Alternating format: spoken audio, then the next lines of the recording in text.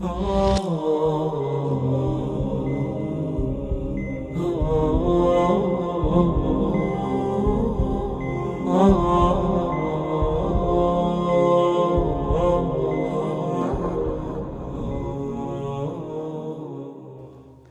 الله الرحمن الرحيم وبه نستعين.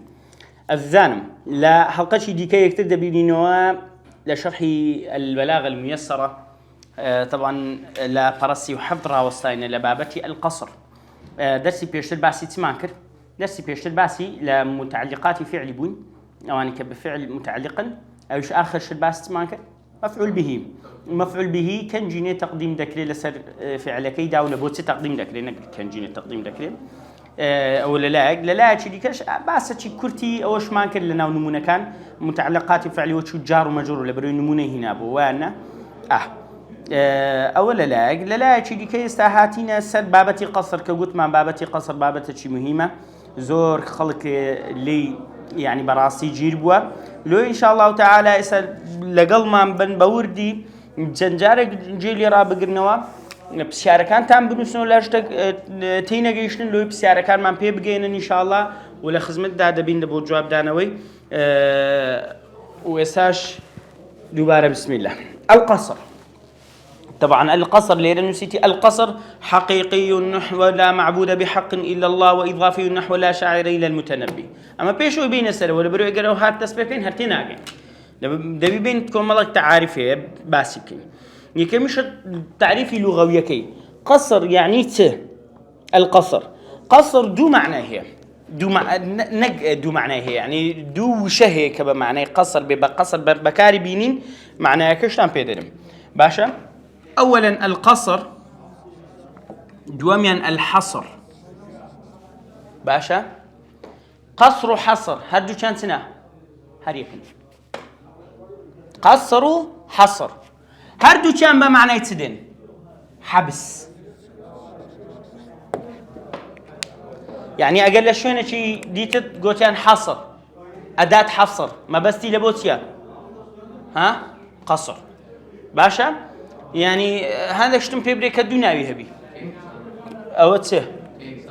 بكما يكسان جوان ترى تواوا بارك الله فيك كاكا قصر يكسان بحصر عفوا وردكاريانات جواني زيادة بيدا مثلا نسأل كردي بكرو ناوش كشيه كارا بكرو كاراتن هر بكرة و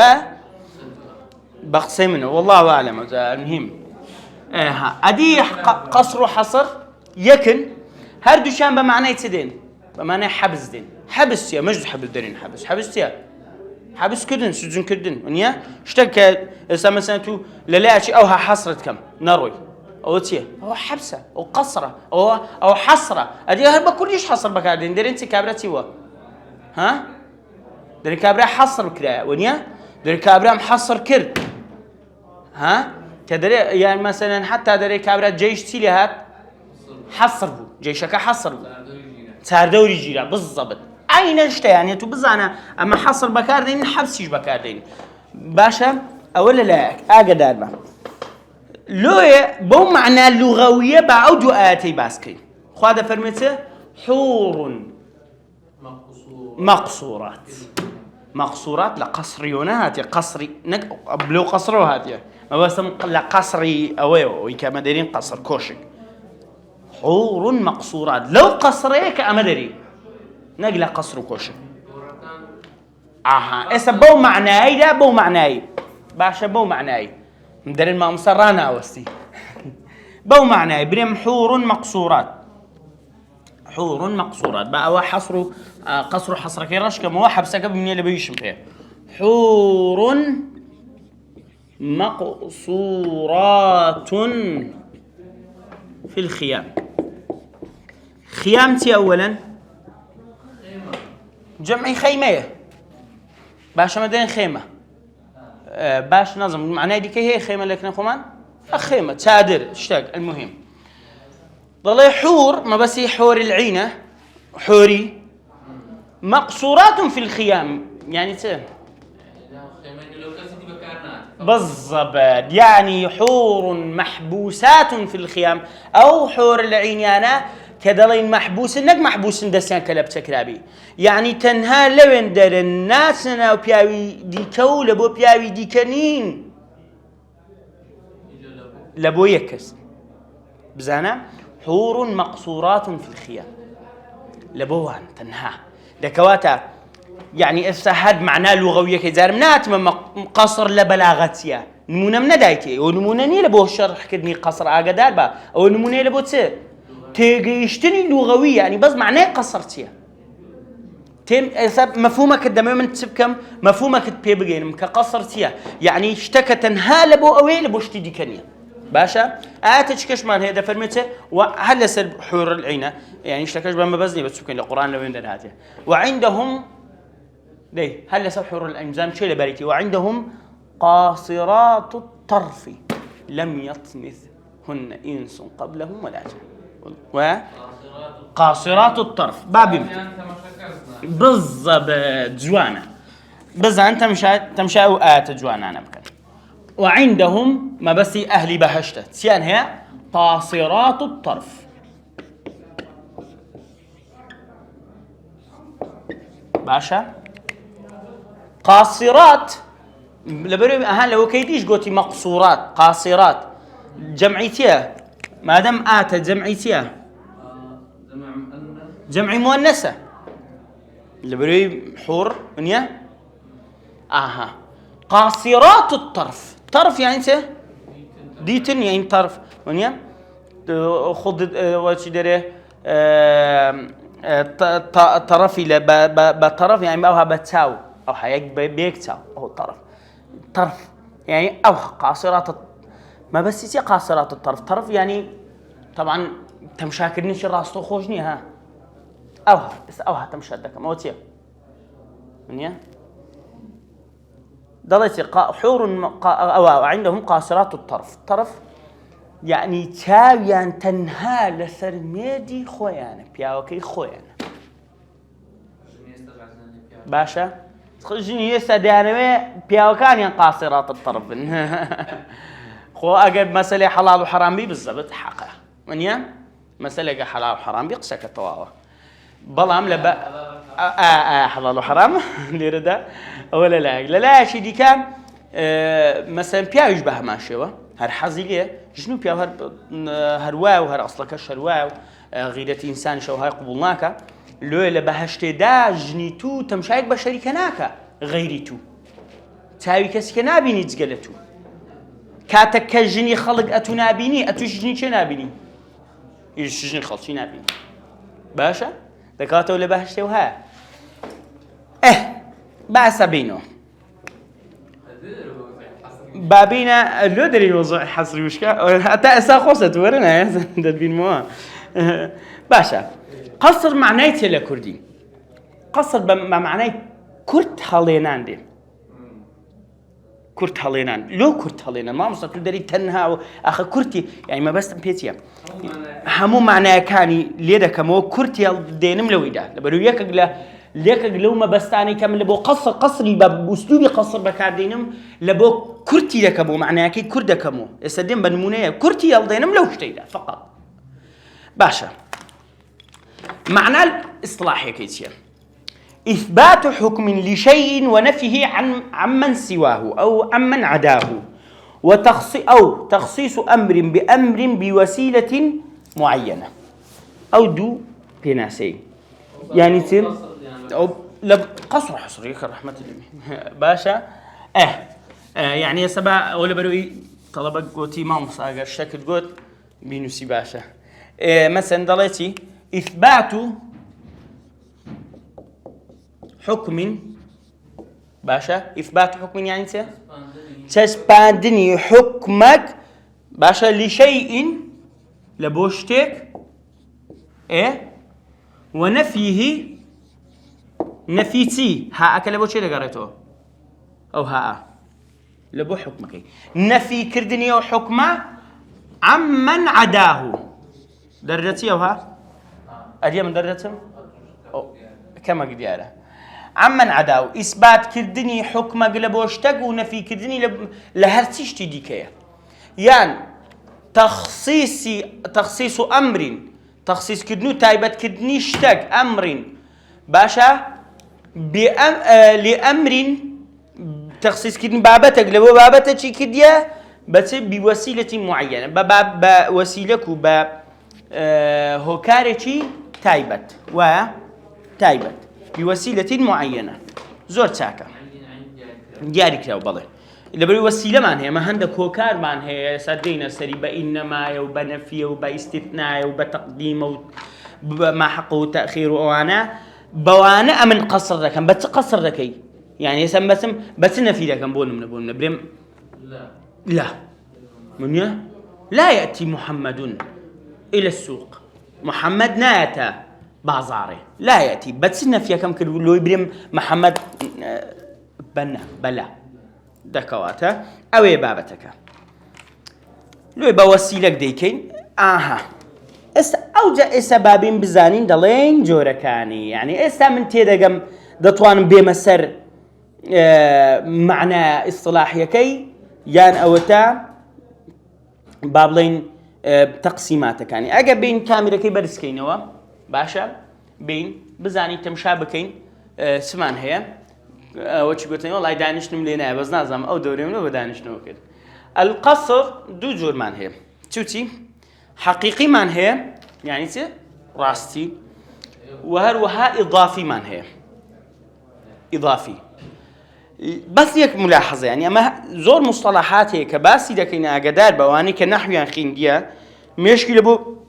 مصطلح نحوي كي نروى يعني سمدرم إضافي مشكلة بو تدروا كبره مضاف إليه ونيا أو قصريان بمضاف مضاف إليه هي كاكنا أبدا هم باسي مضاف إليه هرنية باسي الصفة موصوف دكم مشكلة ست صفة موصوف نعت ونيا مثلا كدرم جاء الطالب مثلا الودود يعني الطالب الذكي ونيا الذكي ده بتنعت الصفة لبو الطالب طالبك طلبك الذكية مشكلة بوين رواية سدينا اللي الصفة موصوف مان هي إضافش مان هي هيتي أو مصطلحا يكل نحو ده هي أقدر لو حقيقية قصرك من حقيقي استاد دم معنايتيا يعني لواقع دا أو اشتواه لوا حقيقي يعني لواقع دا أو اشتواه وهيتي دي كان يتزقل لوا حقيقيتيا لواقع دا أو اشتوها هيتي دي كنيا هي الشيء وشي دي كنيا لحقيقة غيري أو نبي باشا اشتي دي كنيا أما إضافي كدلم بونمونا لوي ليستام مفهومه كم أو كبه مثلا درم جاكاكا بونمونا دلينتي جا زيادتي ما مصايا باشا كما مصايا يعني بس مع مصايا ها شيك أدي ما مخالني ما ونيا أدي مثلا بياي أفرتك نيمة با أي كرداك بابي خم نيمة ونيا أدي نازم كوتش كشي وشلينم مثلا أنا نازاني با كوتش كشي وجاي إيش كم مثلا نازانم إيش بسيط بكم با بريق الجواري بدم بلام أو قصريك كدم جوجوتم زيادة ما مصايا تنها ما مصاياك تنها ما مصاياك يعني خو ونيا حيتي كنبي بس أمن إيشم بما مصايتك كي تمام ما مصايا يعني أويك الباش اللي بزاني تنها ما مصايتك كي ليتي ديك باش اللي نازاني أوني كشتك كنبي بس استاكبون ندرم لا إله إلا الله هيش خواعني جل الله نبي بحق لا معبود بحق إلا الله ونيا يعني ذكري آلهتك أم إلهتك هذه أو لا إلت تدا ها تجاني أجد تيدا نبوتيا حقيقي أجد تيدا أبو بس أما بس تكمل ويا إضافي أوي توا استتيجيش نو مفهومه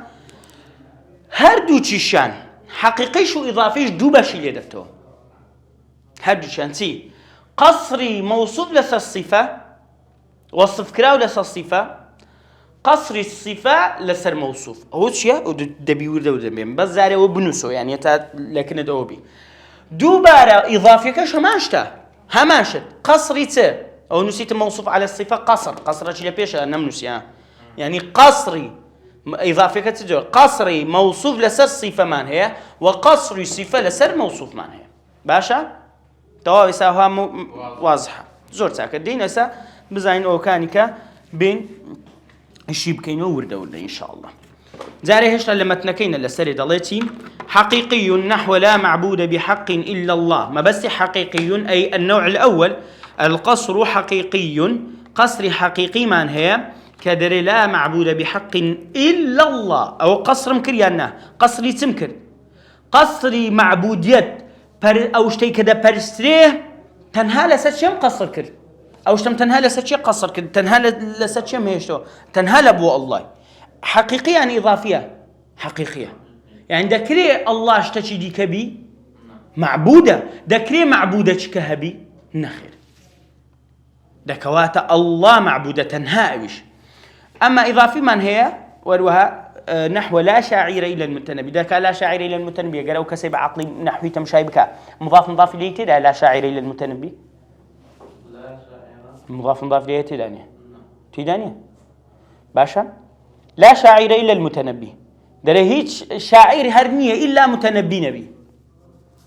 يعني تواهيش هيك شاعرة كنيا ها يعني ما بس بيوي اعتراف بكسج كناكم وكو شاعرة درجة زيك إلا متنبي نبي ما بس كام أنا كابرة ها أو يجوم ما بس يوي كم اعتراف بهيك شاعرة كناكم كم بمعنى كلمة شاعر بيجورة برقم يك بي إلا متنبي نبي أو كان دي هم برلبو ماره باشا دكواتا ليردا قصرك إضافية حقيقية والله كعك شاعري ديك هي شاعري شو شعري جنسي شعرك شي جواني شو والله ناقعت متنبيه وشتشي ديك دكواتا أو إضافية ها قلت من يعني سبيدلين إضافتي شاعرية دي بالب متنبي فقط بلام أوني ككسك أو هانبي دكواتا دكري برين أو حقيقي أو غير حقيقي بلام نارين غير حقيقي لهيز بلاغية كتابة بلاغي ناري حقيقي وغير حقيقي بام بمعنى بيدرم لوي آسان بلا بد وكل من الحقيقي والإضافي دري هر يقلا حقيقي كشو إضافي كش سوتيا هر كان أو دو تقسيمه إما قصر موصوف على الصفة يعني قصر موصوف كرا على الصفة أو تشدين سري يعني قصر الصفة كرا على موصوف طوال أو سؤال قسمه كمان ويتو حقيقي دو قسم بي إضافي دو قسم بي تال ونيا نزل بيه هاي لكينو تال يكودو سيب الإيضاح حتى واضحة الحمد لله جيد الإيضاح القصر أسلوب يفيد أجا ختم نقول دبزان يفيد إفادتي هي قصر ملو بكار بينهم يعني أو بزم الرزمي لو بكم يك توكيد خد اللي يبدأ توكيد غرضك أو غرض ويان إفادة بيدلن غرضي بيدلي وظيفة بيدلي إفادة بيدلي أو أنا هم يج معناه يعني تو إفادتي وظيفتي إيشي غرض ما بس تداتيا باشا نبي لزور كتابي نحو بلاغة هي دري وظيفة فلانة شد غرض يعني إفادة أو أنا تقريبا يكن تقريبا باشا يفيد يك توكيد لبو تأكيد كرنولا سرشتشي دو ويوجز الكلام يوجز ذاتيوه كركدا يوجز يعني كركدنو باشا لاتيو هاتيا بالضبط كذا الله وشيء وجيز بيست يوجز الإيجاز تيا كركدنو كربري كركدنو يقسى ويمكنه في الذهن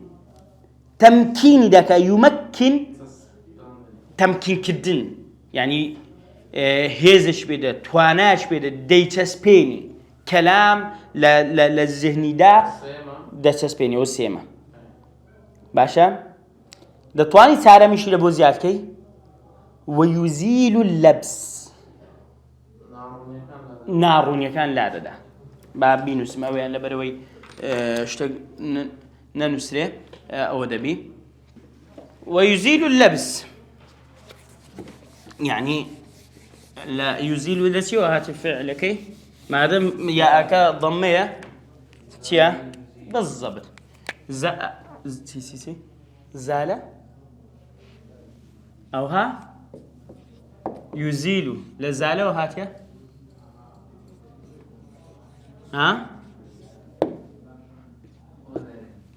شي بدرين رحمة اللي بيور رباعية هذه لا أجر من بوهر على سوي يخرجك يخرج شرح فيها على أزالة وهاتيا لا أزالة نكزالة زالة يعني بخوش شكلاتشو أو أزالة يزيل يعني يزيل اللبسة يعني لبس يعني سي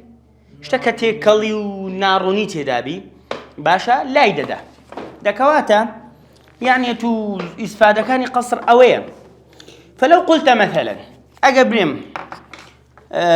شرطيجنا لهمو جملة شدا همو تحقيق بي همو أو غرضانه وأنا تقيب جاروا بس توكيدي دك جاروا بس لبو كركرنوي كلامك جاروا بس تمكين لبو ذهن جاروا دويانا جاروا همويتي ونيا همو ما بس كانت تدادي مثلا ظلمتم ولو قلت مثلا أقربون بلي المؤمن يدخل الجنة والكافر لا يدخل الجنة مسلمان دستبهاش وغير مسلمان كافر ناستبهاش بزانا دور دريجة أنا أو جملة يملا بو كركو ولا كردي دريته لا كردي تنها مسلمان دستبهاش ناس إذا بهاش تنها مسلمان نبي زيادة التأكيد كدين بولقسا كيتو يانا أتوقعت تنها مسلمان دستبهاش أم قلتم تسه ناتي تبهش تنها مسلمان نبي كامل مقوتلو نفيا كي كتيدا ونيا أجا أوي يعني تمشاكا ضلتي فتستطيع أن تجمع هاتين الكلمتين في جملة واحدة دطواني أو دو كلمة ليك جملة داكو كيوا كافر مسلمانك يك شهر رشد كيوا فتقول لا يدخل الجنة إلا مؤمن لا يدخل الجنة ناس يتبهشتوا إلا مؤمن تنها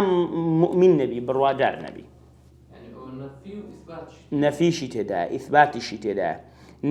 إثباتي تدكا تتجي دكا شون بهشتي مؤمن مسلمان بروادار لبو بهشت أدي نفي تدكا نفي أولك كغير مؤمن كسك ناتي ككافر ومنافقة باشا دكوات أصلا شاكتريشا لا يدخل الجنة دكواتا يوجز الكلام يانا بلا إيجازي كر توكيدي كريانا بلا التوكيدي كر تمكيدي كر للذهني تدايانا معناك بلا دكواتا فقد جمعت هذه الجملة مع الإيجاز والتوكيد والحصر أو جملة كوك دولتي يكمش الإيجاز كرتت كريا دو تأكيدي تدابو سي حصر شي تدابو تنهى دخول جنة حصر بچه حصرا وقصرا على المؤمن باشا ومن مؤمن حصر كرد حبس كرد قصر كرد باشا لبوشو نباشتي حتى هسه واضحة ونيا آسانة وهو نوعان نوع كم قصري حقيقي من هيك واقع لبوي شاهدي دا يشهد له الواقع بهيش الحقيقة دا اشتوان نية بونمونا بوجوريدا وهو ما كان مقصورا على من هو له يعني مقصور بي محبوز بي حصر بي لبو اشتك تنها أو اشتي لبو من هو له كسك بس أو اشتي لبو هي باشا ولا يتجاوزه إلى غيره اشتيدي كينيا تجاوزناك لبو اشتيديك باشا نحو لا إله إلا الله ليرا حصري تدا يانا حصري تدا قصري تدا كدرين لا معبود بحق إلا الله هيس برستراويقنيا بشاني برسن بحق جقل الله نبي ليرا دا قصري حقيقي يعني إضافية حقيقية لو آية اشتيدي أو الله اشتيدي دي كي لبو دبي دكري والعياذ بالله عبدك بي دروس كراوك بي ها نخير لا إله إلا الله بس إله الله إله معبودة برسراوة ونحو لا خالق من عدم إلا الله هيت خالق أغنية خالق أغنية دروس كراغنية كدروس بك لعدم لنبون ده اشتكى نبون بي يعني إنسان خالق دروس كرا وين إنسان خالق بالله دروس كره لو إديو مثلا شيء خلق كديا وانيا وكو حضرت عيسى ده فرمي أخلق لكم وانيا بلام خلقكي روح بيدا كدنا نخير لعدم ويدرس يكا نخير أو كتابك دروس كرا لا تيو دروس كرا أو ورقي للدار واشتوا دروس نبوا ئەو دارێکی دروست کردی خوا دەکەواتە ئەمن شتێک ناتوانم لە نەبوونەوە دروستکەم باشە ناکرێ خۆ نینجانیا کاتیەوە هادەکەن و نازانم چی شتێک ئەو پیا دەبی ناخیر ئەوە نییە دەبی شتێک هەبی مادە سەرەتایەکە مشتی لێ دروستکەم دەکەواتە لێ دەڵێن لێرەدا لا خالق من عدم لە عدەم و لە نەبوونەوە کەسێک نییە کە خەڵکە إلا الله نەبی دەکەواتە لێرە قەسڕێکی حەقیقییانە قەسڕێکی حەقیقیە نحو لا رسول بعد عيسى إلا محمد هیچ پێغەمبەرێک نییە لێ دوای عیسا عليه السلام إلا محمد نبي عليه الصلاة والسلام باشا ليردا كوكو دفرمون زانان وبجيرو حديثوانا كان بين حضرتي عيسى وحضرتي محمد عليه الصلاة والسلام هيش بيغمرش كيه هيش بيغمرش كني لو دلتي لا رسول بعد عيسى إلا محمد باشا القصر كر الرسالة والرسول لسر شيء قصر كر لسر محمد باشا کە دەکەواتە حقیقیتی و واقعی شایدی لە بۆ دەدا و بە هیچ شێوەیەک لە حقیقەت شتی دیکەدانی و ئەو پێدەڵێن قەسری حقیقی ئەمما قەسری ئیضافی پێناسەکەی لەو دیوە قەسری ئیضافی ئێستا قەسری حقیقی لێرێ ما هو پێناسەکەی دوو نقطە ما كان مقصورا على من هو له ولا يتجاوز إلى غيره و پێناسەی قەسری حقیقی وەنیە ئەمما پێناسەی قەسری ئیضافی بڕۆ لاپەڕەکەی دی ئەو جادینەوە ها بڕۆ لاپەڕەکەی دی لە لاپەڕەکەی دی لە دێری یەکەم نا دووەم نا سێم نسراته فالقصر الإضافي يكون بالنسبة إلى شيء أو أشياء معينة أو بيناسكيتي خاتي ليبدا قصر إضافي يكون بالنسبة إلى شيء قصر إضافي أويتيا دتواني زيادة كي بيناسكي لو دي زيادة كي حزكي لو بيناسة دائما يكن بجوانترا لو يدري بقصر إضافي أو كنسبة دانا بالي لو يدرين إضافي إضافي يعني سن دانا بال بس دانا بالي نحونا مضاف إليه دانا بالي إلى شيء لبوشتقيان أشياء معينة تنشتيش دياري كذا دكواتة تنهاي يكشدنيا باشا ورو سنمونكي بابين دلتي نحو ما زيد إلا كاتب ما زيد زيد تيزني زيد سيا تنها كاتب أجنبي تنها نسر أجنبي يعني زيد تيزني هو زمن اشتدى طبعا يسدين قصري إضافي بدون نوع ذكري بدون نوع عشان زوزور مدحة نوع عشان زمي تدا نرم زوزور زمن اشتدى سوي كشان كامينا زمن اشتدى أنا ما زيد إلا كاتب زي جاسيا زي سنيا إلا كاتب إلا نسنبي يعني زيتي زي كنيا بياونيا مثلا بياما بس بيجي خزانة شنيا مثلا عموما باهيتي عموما لو أنا بابي لو أنا كوري دكوات إلى آخره دكوات اشتدي كي هي نبا بلام لو يسر اشتدي كي تحمل ذكر واقع شاهدي لبوي نادا كزيت تنها كاتب لي غرض من ذلك إثبات ملكة الكتابة لزيد ملكة ملكة يعني ملكة ويكشتك بيت بخشرابي يعني فن نظام سي بيداني ملكة ما بيام والله من كوريكي عندك ضعيفين بهرة ملكة يعني بهرة إثبات ملكة الكتابة لزيد إثبات كردني دا ملكة ملكة سو أو بهري نسين لبو زيد دكوات من درم اعتراف بودا كم كزيد براسي لكتابه لنسين دام بهرة بس ديار الاشتيدي كذا لنازاني وأنه لا تعداها إلى ملكة أخرى ملكي دي كينيا قدار بهري دي كينيا بقوت وكون النسين كالشعر الشعر نسين خطاباء وتاردان كأنه بالإضافة إلى الكتابة لا ملكة عنده بإضافة ببالدان لسر ملكي نسين لبهري نسين هيز ملكة وبهري دي كينيا باشا دكواتا يعني لا ملكة قريبة من هذه الملكة عنده غير الكتابة يعني لا يمكن أن يكون كاتبا مثلا عفوا شاعرا أو حرفيا أو نجارا مثلا يعني ناكرز أو كابراء كتازب زيد باس مانكر يعني نجار جبي منيا شاعر جبي خطيب جبي ويه هيك اسم ما شاء الله لنسيني لا درجيك وانا ما يجي بدي قصيبك دويتك داري ناتان دو قسل بوكا هو سيدري او كتابه بكره والله غمانم كتيه او كابرا او نسينا بقوتان دك او هيك ناس عندي قسامك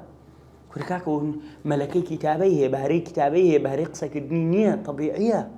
شاعر ما هي بخوي شعري خوي ناخين تو إذا زي أنت تيجي ده لذاتك كسر بيخين تو بس شاعر ما هي بخوي شعرك خوي بخين تو زهر معنا عتيج جوان تدبي ونيا بيقولوا خوي لنا خوي ده دردي بلا مولو خوي ملكي خطابة وإلقائي هي فني إلقائي هي دكوات اللي ردا عزيزم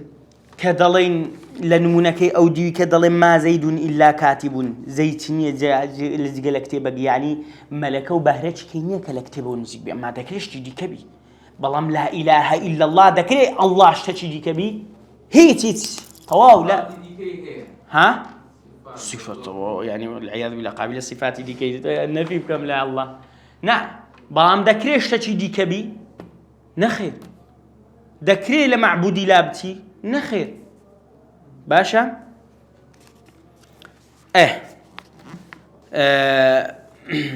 لويا مثلا وما محمد إلا رسول باشا وما محمد إلا رسول قد خلت من قبله الرسل ليرد سجورة قصرك يعني وما محمد جاء محمد عليه الصلاة والسلام خواده فرمي وما محمد شيبو محمد سبو إلا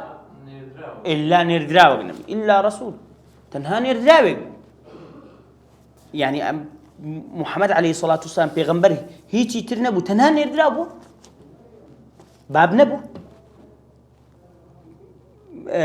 خزاني نبو ونيا أدي ما بسيتي إلا رسول ما بسي بي شتانك كلا دور بري رسولاتي دا بلي وكو رسولاتي نيبو دقلا ونبي يعني كاهن وشاعر بون كاهن وشاعر نخير مثلا يكشتواني تلا رسولي مهمة بلاتشي برزة مثلا خالد بو هتاي بجي ها لو يهدلو معنى جا لو أو آيات البوي هاتيا إنما أنا بشر مثلكم من يعني لوي لميشكي تو دربتي كأتو أو ملائكة نبوة خالد نية أخوان نية والعياذ بالله وما مر محمد إلا رسول اللي ردعوا جملة لشيرهم لوي كسانا كاتكا مشكان لبو أوي دروا يان أفعال قصيان فعليان لبو يدروا كأنما بيغمبر برس كانوا لبو بلي ألوهيت خواتي ونيا وبيغمر عيسى بريس كانوا لبو خواتي لبو كهتا دميني وروها توصل بجائزة توصل لباج مدن دا وروها نازانم تي أوها نا خوا بو آتي دتين تو قياسي خود نا كي وروز قياسي خود وما محمد إلا رسول كاك محمد هي تترنبو يعني تي تترنبو بيغمبر تترنبو لا والعياذ بالله استغفر الله هي تترنبو ها كرتي بريا هي تترنبو لشاعر لكاهن لملائكة لخالد لخوا لزانيني غيب لا خوا فيرك لو أنا أو نبو إلا بيغمبرك أقدار با بلاغتي نجي أو آتيوها بزوين كده ونيا وما محمد إلا رسول بالإضافة إلى الرسالة ليس يعني بإضافة لبو الرسالة لو يدرين قصر إضافي يعني بإضافة أما هذا لقصيدة لو إضافة بكار تمشى مع موسى أحمد ظلم مثلا وضعي كردستان لبواري داراي داوها بإضافة لو إضافة لبو وضعي داراي كردستان وضعي سياسي شي بوجوري إضافة يعني لبال أو إداء أو إشمان هي دكوات لوي بيدرنس قصرته إضافي باشا إضافة إلى الرسالة هل هو خالد؟ إضافة لبال بيغمبراتي خالد هتاتا وإضافة إلى الرسالة هل هو عالم الغيب؟ لا خير غيب زعنب وإلا أخوة فيريك البيوشتي ونيام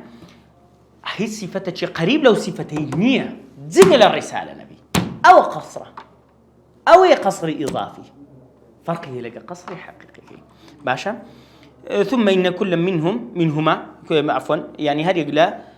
قصري ها سنان الليرانية زيادة ممكن أو زيادة كان الخطأ باشا لو دلته فالقصر الإضافي أو ديتو سرت بناسكي بموسره فالقصر الإضافي يكون بالنسبة إلى شيء أو أشياء معينة لبو بالدان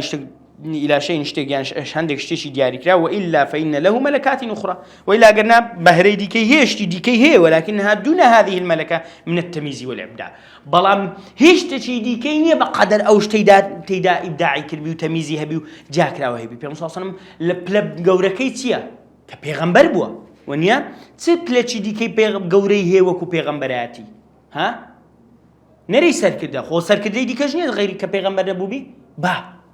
ونيا پیغمبر جنبه بلچی گوری وکو پیغمبراتی هیتی خالدی إلى غیب زانی خواتي ومعبوداتي نيت دكواته دكواته ولكنها دون هذه الملكة دون يعني أقل دون يعني ولكنها دون يعني أقل دون هذه الملكة من التمييز والإبداع بلام اشتي كاني ديكي هي لبني أونا للروي إبداع تمييز جاكاري ولهذا سميناه قصرا غير حقيقي لو يبيد ضينتي قصرتي نا حقيقي لو يبيد قتري وإلا قلت مانسيا لا بلاغ عنك نار غير حقيقي دينسي حقيقي إضافي باشا ثم إن كل منهما هل يقلوان لا بس في حقيقي إضافية ينقسم إلى قصر صفة على موصوف وقصر موصوف على صفة هل يقلوانا دابج بريت قصر الصفة لسه موصوف وموصوف لسه صفة طبعا صفة اللي ردا بسماتية وموصوف بسماتية اللي درس داتو دينا سر اللي بروبا دريجينا كينوا إن شاء الله درس داتو دينا سر أو بابته ودينا سر تقسيمات شيء كي لبودا كي لبو مسألة قصر أو بابتانا بجويري فوائد وأغراض كان فائدة وأغراض كان من باسكر كقولت من تحديدي مراد دكوانيا الشك لا دا اعتقاد لبوت هذا كاتو او شتاني كذا مكان كغوتمان لبو هر يقلوانا بجورج كما لبو دروزبي دس داد ان شاء الله وانش بازكن باذن الله تعالى بلكو درسي جواي درسي داد بقينا لاي طرق القصر وانا باذن الله تعالى يرج دكويدينا كوتاي حلقه امر من ان شاء الله حلقه داتو بيكتشاد بينو والسلام عليكم.